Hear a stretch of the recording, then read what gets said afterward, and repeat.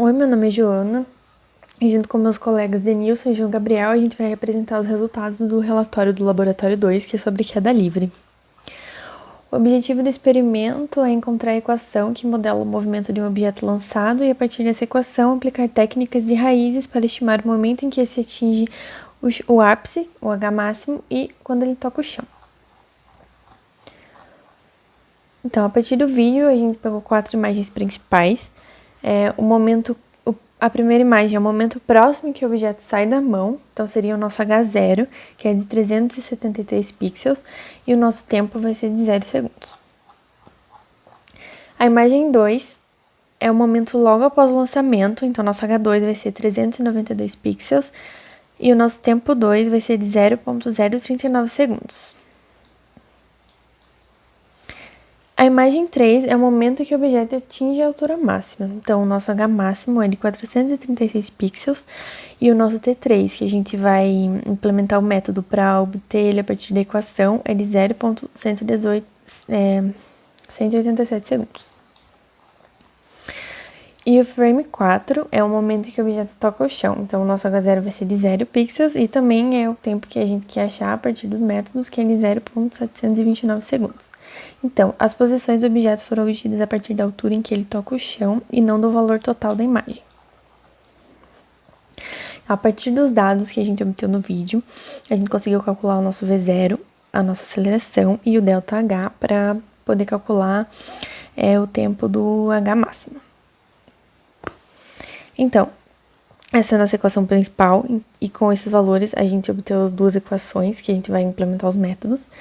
Então, o primeiro é para o cálculo do T igual a zero, do T em H igual a 0, e o segundo é para calcular o tempo quando o H é máximo, então que a gente usou aqui o ΔT. Então, os métodos utilizados foram o método da abscissão, o método da falsa posição, o método de Newton e o método da secante.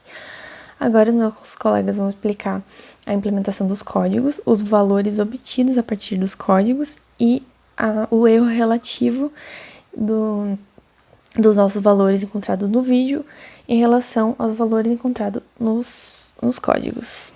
Meu nome é Denilson e vou falar sobre a implementação dos métodos da abscissão e da falsa posição. Bom, esses métodos funcionam encontrando um intervalo AB, em que esse intervalo seja contínuo e que obedeça ao teorema de Bolzano, no qual f de A vezes f de B seja menor que zero. O método da abscissão é o método que calcula o ponto médio. Então, x é igual a mais b dividido por 2. E a partir daí, verificamos se a raiz está entre f de x e f de A. Se sim, B recebe x, se não, A recebe x.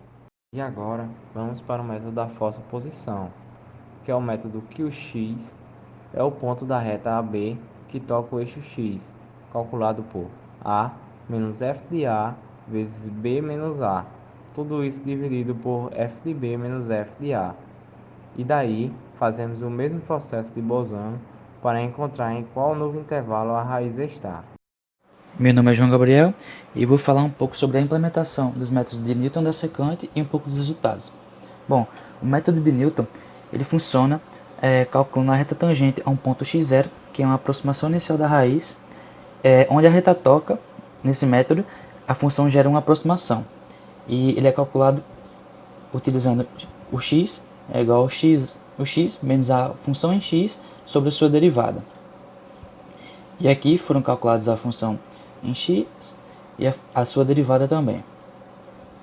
Já a secante, ela utiliza dois pontos, diferentemente da Newton, e utiliza a reta secante como aproximação da derivada. E ela é calculada como a raiz nova é a raiz antiga menos a função na raiz antiga vezes raiz antiga menos a raiz antiga 2 sobre a função da raiz antiga 1 menos a função da raiz antiga 2. E os resultados eles podem ser observados aqui. E desse lado, o número de iterações, valor obtido na altura máxima e o relativo na altura máxima. E desse lado, o número de iterações na altura do chão.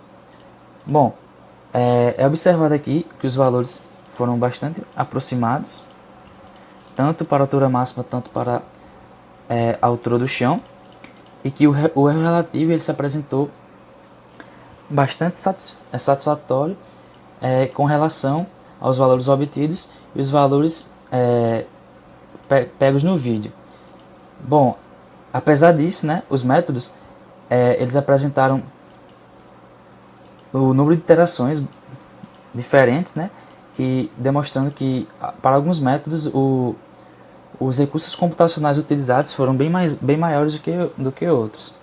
Mas, no final de contas, todos conseguiram apresentar os valores bem parecidos, diferenciando só, por exemplo, na quarta casa, mais ou menos, quase todas as vezes, e com isso apresentando ser métodos bastante eficazes no sentido de calcular a altura máxima e a altura do chão.